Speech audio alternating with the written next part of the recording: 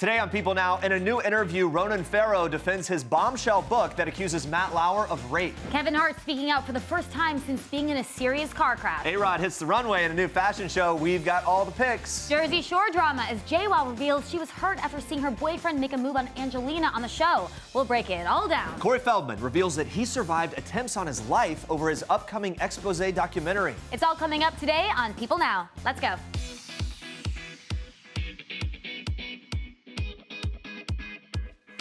Hey, good afternoon, everyone. Welcome to People Now. Great to see you. Finally Friday. Yes. There is so much to get to today. And guys, we begin with a very serious note with Ronan Farrow standing by his reporting in his new book about NBC News killing his Weinstein story in 2017, despite Chairman Andy Lack's insistence that Farrow's account is fundamentally untrue. During an appearance on Good Morning America on Friday to promote his book, Catch and Kill, Farrow maintained his claim that NBC News killed his bombshell article about Harvey Weinstein's alleged sexual misconduct after the disgraced producer spooked the network with reports of Matt Lauer's own sexual misconduct allegations. When ABC host George Stephanopoulos read out NBC News' denial, Farrow responded by saying that he was confident in the reporting in the book and he will let it stand on its own. Watch. The point here is not that we did indeed have multiple named women in every draft of this story. We did indeed have a taped confession from Harvey Weinstein.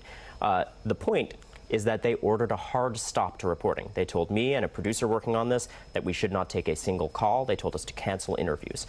Farrow recalls wondering at the time why he was stopped from finishing his story, saying, quote, "The question for years has been why, because every journalist at that institution didn't understand why, and I think the book answers that question. This was a company with a lot of secrets." Farrow went on to allege that there was a chain of secret settlements at NBC News that were covered up by the company long before Matt Lauer's own sexual misconduct allegations made headlines. Earlier this week, Lack denied Farrow's claims. NBC News squashed his story in an internal memo to NBC staff obtained by People, in which he defends the talent, integrity, and decency of the organization and goes on to write in part, quote, "It disappoints me to say that even with the passage of time, Farrow's account has become neither more accurate nor more respectful of the dedicated colleagues he worked with here at NBC News. He uses a variety of tactics to paint a fundamentally untrue picture." That was a part of this quote there. Lack added that as Farrow began reporting his Weinstein story, NBC News completely supported it over many months with resources, both financial and editorial. Lack claimed in the memo that the story was killed because at the time, it did not meet their standards for broadcast, nor that of any major news organization. In his memo, Lack also denied Farrow's claims about the previous secret settlements. An NBC News spokesperson added, "The first time we learned about Matt Lauer's sexual misconduct in the workplace was the night of November 27th, 2017, and he was fired in 24 hours. Any suggestion that we knew prior to that evening, paid any hush money, or tried to cover up any aspect of Lauer's appalling behavior is absolutely false." That's their statement. The spokesperson continued, "NBCU's legal team has done an exhaustive research or search of available records and conducted dozens of interviews of past and present staff and uncovered no claims or settlements relating to allegations of inappropriate conduct by Matt Lauer that predate his firing. Only following his termination did we reach agreements with two women who had come forward for the very first time, and those women have always been free to share their stories about Lauer with anyone they choose." Ronan Farrow is also defending the rape claim in his book against Matt Lauer. Lauer has denied his accuser Brooke Neville's allegations, claiming it was consensual. But during his appearance on GMA, Farrow says that Neville's, quote, presents a persuasive response to Lauer's denial, adding that the evidence that he uncovered during his reporting backs that up. The facts of her case, which are backed by documentation and eyewitnesses, suggest that there was an encounter here that she consistently has described as non-consensual. And she says regardless of what happened before and after that and how he interpreted that, she said no to a physical act. Farrow also claims that everything in the book has been extensively fact-checked. All right, we move on to this story. Kevin Hart speaking out for the first time since suffering major back injuries due to a car crash in September. In a statement obtained by Entertainment Weekly, released by Hart's attorney, the actor mentions Jared Black and his fiancée, Rebecca Brocksterman, the two other individuals in the car at the time of the accident. Hart says, quote, "I have nothing but love for Jared and wish him and Rebecca a speedy recovery." Hart's attorney also says that the actor would not fully return back to work until early 2020. saying while he's doing a little work here and there for the film, he doesn't expect to be fully back to work until the new year. Hart's debilitating accident happened on September 1st. He was a passenger in his 1970 Plymouth Barracuda while Black was driving and lost control of the vehicle, crashing through a wooden fencing just before 1 a.m. in Malibu. Hart's statement comes just as the California Highway Patrol released a detailed report about that accident. According to NBC News, it states that reckless driving by Black was the cause of the crash and that he was not under the influence of drugs or alcohol at the time. The crash report details that firefighters cut off the roof of the vehicle to pull Black out of the car.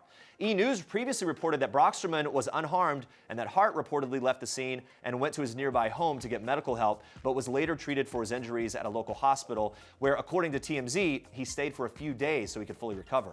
In addition, the outlet says the report signifies that the passengers may not have been wearing seatbelts.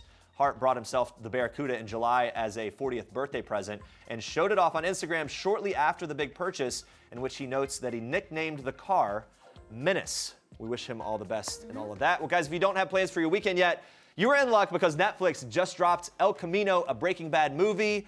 We are definitely going to be binging this one. Oh, yeah. I was going to say watching it over and over again, but I'm just going to watch it one good time. I'm going with like a one solid watch. Yeah. Right? We're going to be breaking down exactly what you need to know about the film with Jesse Pinkman himself, Aaron Paul. That's coming up a little bit later in the show. But first, to celebrate the release of the highly anticipated film, we want to see your favorite Breaking Bad gifts. Send them in using the hashtag #PeopleNow. We're going to check in on those a little later in the show, but for now, Andrea, you've got more for us in Star Trek. Yes, we are kicking off Star Trek today with our new favorite fashion-forward father.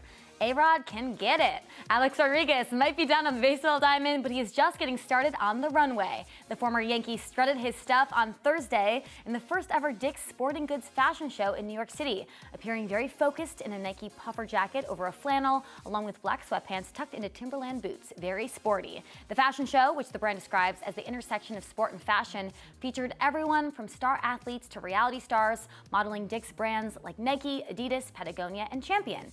Joining A-Rod on the runway was U.S. women's national player Carly Lloyd and Bachelor in Paradise star Demi Burnett. Alex spoke to Women's Wear Daily at the event about his foray into fashion, noting that even though he's a stylish guy, he still has a very harsh critic at home, his 14-year-old daughter, Natasha. He told the outlet, "Some days are better than others, style-wise. Before you walked in here, I had my 14-year-old daughter on FaceTime. She said, 'Dad, untuck your shirt, pull down your socks, story of my life.'" But not to worry, Alex posted this video of his walk to his Instagram alongside the caption that reads in part, "While I would have liked a few more pinstripes, all the fall and winter looks were fire, and my girls are proud I didn't embarrass myself." Of course, his fiancée and style icon, Jennifer Lopez, has had a positive influence on his wardrobe as well, but that doesn't mean he wants to follow in her designer footsteps. He explains, "I'm less of a designer guy and more of a fit guy. I'm a big guy, I'm 6'3", over 230 pounds. For me, it's all about fit and comfort. Sometimes if a brand costs a lot less but fits better, I'm great with that." Well, after he rocked the runway, we're wondering if he picked up a few tips from JLo when she shut down Versace's Spring 2020 show at Milan Fashion Week in September. In case you forgot, she basically broke the internet when she wore an updated version of her iconic Versace jungle dress just a few weeks ago. I mean, is there anything these two can't do? I don't think so. Now we move on to some new music. Check it out.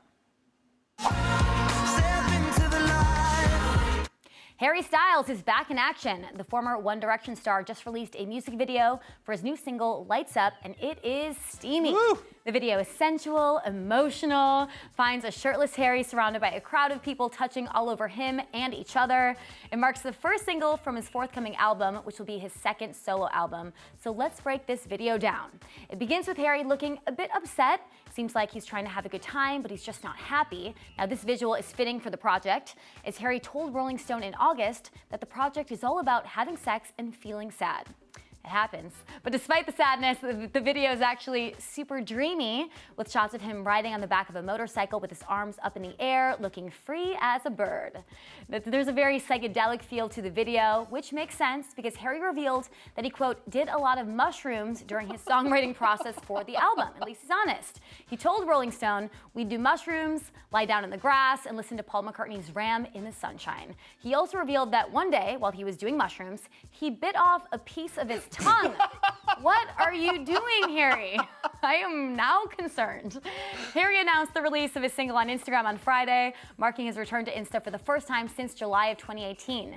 Since embarking on a solo career after years of being in One Direction, Harry told Rolling Stone he lost a lot of his old anxiety and fears. He went on to say that he didn't feel like he was held back by being in the group, and he wasn't sure if One Direction would ever get back together again, telling Rolling Stone in part, "I don't think I'd ever say I'd never do it again because I don't feel that way. If there's a time when we all really want to do it, that's the only time for us to do it." He then added, "I feel like I'm really enjoying making music and experimenting." And those are your Star Tracks for today. Stay away from the shrooms. I know. Kids biting off tongues over here. Stay with us. Sitting down with Aaron Paul, we are, as he weighs in on El Camino, Breaking Bad movie's ending, and that shocking cameo. Plus, Corey Feldman's opening up about his estranged relationship with his brother and the very personal documentary that he wants to get made. That is coming up in just a bit. All right, to celebrate El Camino dropping on Netflix, we've been asking you to send in your favorite Breaking Bad gifts. So let's take a look. Yeah, pizza on the roof stayed there for days. I don't know if you remember. All right, that's a good one with the, the suits. Fiasco. Man, I need to go back and binge all of this, like You do. rewatch it, you know? All right, keep sending in those gifts. We'll hear from Aaron Paul in just a bit. But for now, we move on to this. All right, a mental health initiative has been the main focus recently for Prince Harry. This week, we saw him get together with Ed Sheeran to spread awareness, and he's doing so much more. Here to give us all the details about that and everything royal, our People's senior news editor, Aaron Hill, and our royal correspondent, Imogen Lloyd-Webber. Good morning. Where else would we be, Jared? Where else would we be? Let's talk about this Thursday. Yeah. Prince Harry returned to a very meaningful place to celebrate Mental Health Day. Imogen, talk to us about where he was and why it was so meaningful for him. Yeah, so he went to Nottingham, which is about 125 miles north of London, and it's where he and Meghan spent their first official royal outing as a couple just after their November 2017 engagement. That's sweet. I know. First stop was to Nottingham Academy, where he also visited with Meghan to join an Epic Partners Nurture session with students discussing mental health and emotional well-being, and met Barney, the therapy dog. Oh, right. Very important there. Yeah. And then next up, Harry visited the Community Recording Studio, a charity that teaches young people film and music skills, providing access to professional equipment and key industry contacts. And he also met some of the young people who are developing a new hip-hopera, you try saying that quickly, that highlights mental health issues. The hip-hopera. Hip-hopera. The dog therapy organization that he met with, you mentioned it there, Pets as Therapy. It actually has a close connection to Kate Middleton's brother, James. Explain that connection. It does. So his dog, Ella, is actually certified with the organization. And James has been really open about his therapy dogs and helping him battle depression. And on World Mental Health Day, he posted an adorable photo of Ella and said, "This is Ella. These are the eyes that have helped me get through insufferable darkness." Wow. So it's really amazing how raw he is. Someone so close to the world being so open about his mental health struggle. And I think it's one of the reasons why Kate's got so involved with William and Harry Yes. on Heads Together. Yeah, it makes a lot of sense. And Meghan and Harry are also shedding some light on the importance of communities. Imogen, tell us about this. Okay, so you remember back in May, they unfollowed all the royal family accounts, and now every month they change their following list to reflect charities and organisations surrounding different causes. So they continued their tradition for the accounts they follow every month, with a theme for October being community. And after being inspired by their 10-day royal tour of Africa, they asked their 9.6 million followers to suggest worthwhile people and causes related to the community theme. They followed 17 new accounts this month, including School for Life Foundation, Wildcare and Well Child. And they also followed 125, a charity that helps sex workers by bringing them food, advice and blankets. Meghan memorably pulled out a Sharpie and wrote uplifting notes like "You were brave and you were strong" on those bananas. Right. Were then distributed Yeah, we bags of saw those food there. during a visit to the organisation in February. I think that is such a smart idea Yeah. and such a great way for them to use their social media platform in a unique way, isn't it? Absolutely. Yeah. All right, let's talk about this. In the past, we've discussed how Prince Harry has spoken out against British media outlets. Aaron, what's the latest claim that's been issued by the royal? Yeah, in the wake of Meghan suing the Mail on Sunday for the letter they published from her dad, Harry is now suing the owners of The Sun and The Mirror for alleged voicemail hacking. Wow. In the past. Yeah, so this is really a targeted attack on the press by Harry and Meghan, and a royal insider tells us he is very worried about Meghan, he's worried about Archie, and this is the best way he can think of to protect them. This is a pretty serious allegation as well. I mean, Yes. we'll see how this pans out, but it could be very serious in the repercussions as well. Much lighter note, news about Queen Elizabeth. Imogen, tell us what's going on. She's back from her holidays. She just spent a few months at Balmoral Castle in Scotland, where she traditionally spends the late summer months when Buckingham Palace is actually open to the public. She continues to work there, though, even though she's 93. She's reading her diplomatic papers in the famous red boxes that are delivered daily. She also holds audiences. She was having to deal with Brexit all that time. So she's doing the regular Doing the things. right thing. But now she is back in London, and this morning she visited the Hague Housing Trust to officially open their new housing development in Morden for armed forces veterans and the ex-service community. And the new development of almost 70 homes provides tailored accommodation for severely wounded and disabled veterans. Wow, so a lot of good causes and many things that she's spending her time working on. As the 60th milestone birthday of Sarah Ferguson approaches. Fergie, the original Fergie. Fergie, the original Fergie. We find out more about her go-to cosmetic procedures. Erin, what are some of these procedures we're learning about? She's turning 60 next week, and she's being more open than any royal before about, what she does to stay looking youthful. And she says it's a lot of help to look the way she does right now. And she says she has used Botox in the past, but now she's opting for more minimally non-invasive laser treatments. She's gotten a laser facelift. She's talked about mesotherapy, which is injections of vitamins and minerals, amino acids. And she even went so far as traveling to the Bahamas for this kind of cutting-edge stem cell rejuvenation treatment on her feet. Really? Yes. Imogen, it's pretty unique for someone in the royal world to speak out in this way. She's so refreshing. I've met her a few times, actually, and she's one of the kindest, mesmerizing, charismatic individuals you'll ever meet. So good on her, actually. Yeah, all right. Thank you, ladies, for being here. It's good to talk to you. Good to see you. What happened in Vegas? I just feel his hand go right on me. No. We need to figure out what happened. She kissed him. She's full of dog. Clown, we have to knock this guy's teeth out, or what? I'm seriously worried about the next time we're gonna be together. She's gonna have to deal with me. How much do you commit to a lie? This can break up my engagement.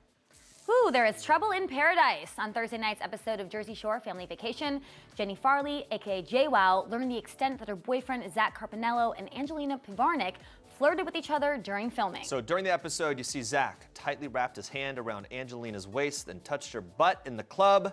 Later, he put his hand on her leg. JWoww is there, drunkenly passed out next to Zack while he is flirting with Angelina. Okay, but that's pretty bad. Kind of brazen. Yeah, that's pretty horrible. JWoww posted her disappointment on Instagram. She wrote, "After seeing tonight's episode, I'm pretty hurt. I feel disrespected by someone I called a friend and by someone who stated they loved me. For 5 months, I was naive, probably laughed at and made into a storyline that will forever haunt me. My heart hurts on so many levels. One thing I learned from tonight's episode is know your value. Don't ever lower your standards." Zack also found himself in hot water earlier in the episode when he asked Angelina details about her sex life while partying with the group, and JWoww was confused as to why Angelina was upset by this. She's been open in the past about her sex life, and Angelina tweeted her frustrations on Thursday night as the episode was airing, writing, "There's a difference between me telling the roomies about my sex life, but I don't know this kid from Adam, so yeah, it's not cool." In response to her tweet, Jenny slammed her co-star, writing, "You told Zack about your sex life via FaceTime when we were with Lauren in Vegas. And also how you can't stand Chris because he doesn't pay attention to anything you say,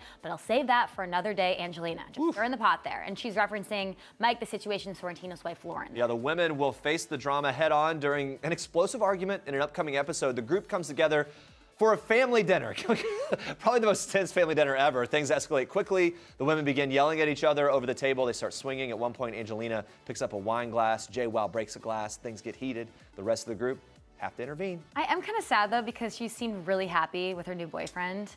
And I just want her to find love. And Also not as have... a mom and so much going on I and doing such a great job with know. that. Yeah. So sometimes we like the drama, but I actually feel a little sad about this one. Yeah. All right. But we'll still watch. We'll still watch. Root them on. Let's talk about this. Shifting gears, more details emerging about Matt Lauer's alleged misconduct at the Today Show after excerpts of Ronan Farrow's new book reveal that Lauer allegedly raped a former colleague. A source tells People Lauer had a habit of flirting with junior NBC staff members long before he was even fired for alleged sexual misconduct in 2017. Farrow's book alleges that Lauer raped Brooke Nevels in his hotel room during the 2014 Sochi Olympics. Nevels reportedly told Farrow she was too drunk to consent and stated multiple times that she did not want to engage in anal sex. In response to Neville's allegations, Lauer released a penned letter to Variety in which he calls their alleged encounter extramarital but consensual. A former Today Show colleague tells People that Lauer's statement is aggressive and menacing, and that, quote, "That's the Matt I saw, someone who could be vicious, especially when cornered or challenged." They go on to say, that source adding that the former Today Show host was known for engaging in inappropriate relationships with junior staffers and would punish those who rejected his advances, saying, quote, I wish I could say any of it surprised me, but it doesn't. I guess I'm a little surprised that he still doesn't get it, that he still thinks it was okay to have affairs with coworkers who absolutely had every reason to feel nervous if they didn't find his attentions flattering. The former colleague says if you didn't find his flirting behavior charming, and just using the word flirting feels wrong because it was so much more predatory than that, and it was not harmless, then you put a target on your back. If you didn't find his comments about your ass or weight loss or your beautiful eyes to be funny or flattering, if you dare to say it was inappropriate, or worst of all, asked him to please not say that again, then you were either dead to him, like you really became invisible, or worse, you were someone he'd talk about in negative terms. The source says they believe Neville's allegations and that, quote, I also believe that there will be elements of this story that will remain hard for people to understand. How you can find yourself numbly going along with something that isn't what you want, only for it to take some time to realize how thoroughly you were manipulated and taken advantage of. The source also mentions Addie Collins-Zanone, who in 2017 alleged a month-long affair with Lauer when she was a 24-year-old production assistant at Today. In a statement on Thursday, Zanone accused Lauer of attempted slut-shaming Neville's and condemned his brazen and predatory abuse of power on young, vulnerable women who had no voice. Neville's herself responded to Lauer's letter on Wednesday, calling it a case study in victim shaming, adding, quote, there's the Matt Lauer that millions of Americans watched on TV every morning for 2 decades, and there's the Matt Lauer who this morning attempted to bully a former colleague into silence. I'm not afraid of him now. That was the quote. All right, on to this. 6 long years after the Breaking Bad series finale, fans are finally getting to know exactly what happened to Jesse Pinkman. El Camino, a Breaking Bad movie, is out today on Netflix and in limited theaters. And we sat down with Aaron Paul to talk about this next chapter, including how he thinks the movie adds to the show's legacy. Watch. To be honest, I know I'm a little biased, but I think what Vince and the rest of the writers did with Breaking Bad was legendary. I think it was next to perfect. And so a lot of people are like, why mess with this legacy? Why add another chapter to it? But I just say, look, just trust in Vince. If you trusted Vince during Breaking Bad, you're gonna trust that he is gonna do a perfect job with El Camino. And he did that. And so I think it adds another layer to Breaking Bad, such as like what they did with Better Call Saul. Better Call Saul is its very own show, completely different show, but it adds other layers to sort of that Breaking Bad universe. All right, so spoiler alert here. Now that the movie is out, we're about to tell you about a certain character who does indeed return to the film. Are you ready? Bryan Cranston's Walter White is in the movie. Yes, we won't spoil exactly how, but take a look at what Aaron had to say about the energy of being back on set with his former co-star. It was electric, man. I mean, it was so nice to see, first of all, him as Walt again. I mean, he had to put on this, this bald cap.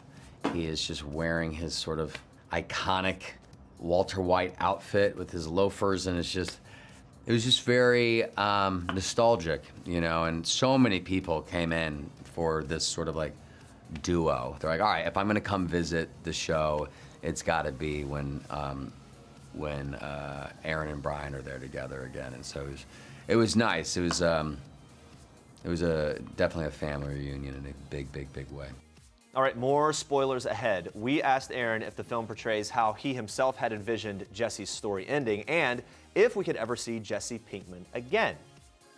I have no idea, man. I thought I said goodbye to this guy so many years ago, and reading the script was just such a beautiful sort of homecoming, and it's up to Vince. Whatever Vince. I mean, Vince and I definitely plan on working together many times in the future, and if it's Breaking Bad related, then great. If not, then so be it. But if he wants to kind of dive deep into this again, I'm all for it. In all honesty, this was the exact ending that I envisioned. Yeah, I years ago, when the show was wrapping up, I always was just kind of hoping that Jesse would find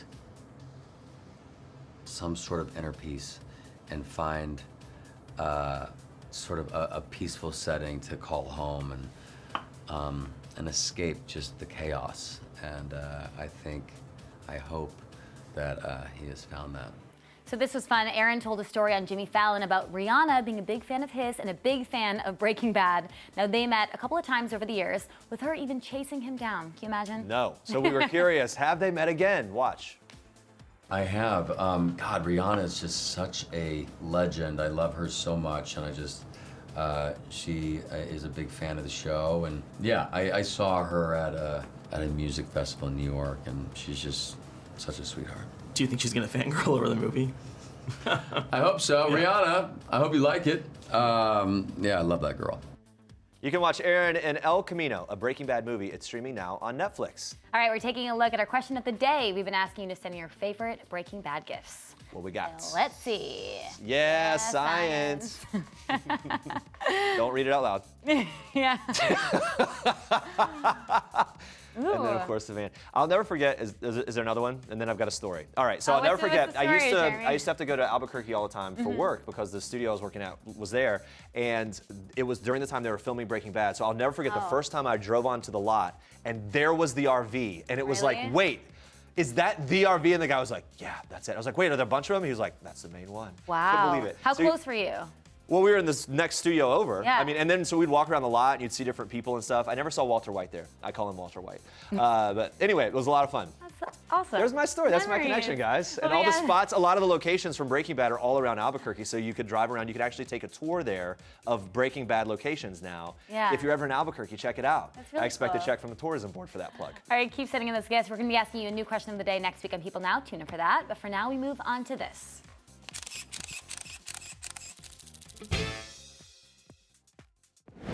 You thought Marriage Boot Camp Family Edition had seen it all. Mother wants her daughter to be a whore. What?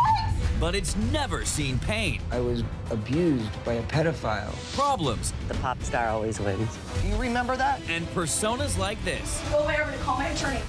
Actor and activist Corey Feldman stars on WeTV's Marriage Boot Camp Family Edition, where he works to mend his relationship with his brother after years of a tumultuous relationship due to alleged abuse that Corey claims impacted his family. Take a listen.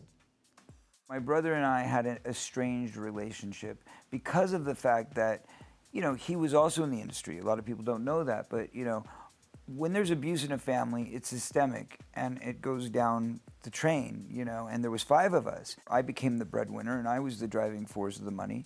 And then when I left home, then, you know, my mom just kept trying to pass it down to the next generation, the next generation. So that went to my baby brother, you know, he became next. And then it went down to the next one, and then we had a little sister, you know, and she would put each one of them with agents and put them out there.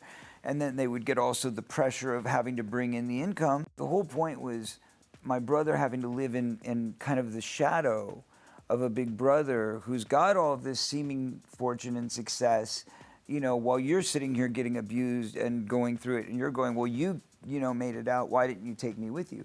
But when you're a 16-year-old kid who's figuring out how to survive on their own, they can't really be that. I wasn't able to be dad, and I wasn't at that point of maturity in my life. And I was conscious enough to admit that, but at the same time, it was what it was. So it created this kind of like, well, I need a father, and how come you're not doing it?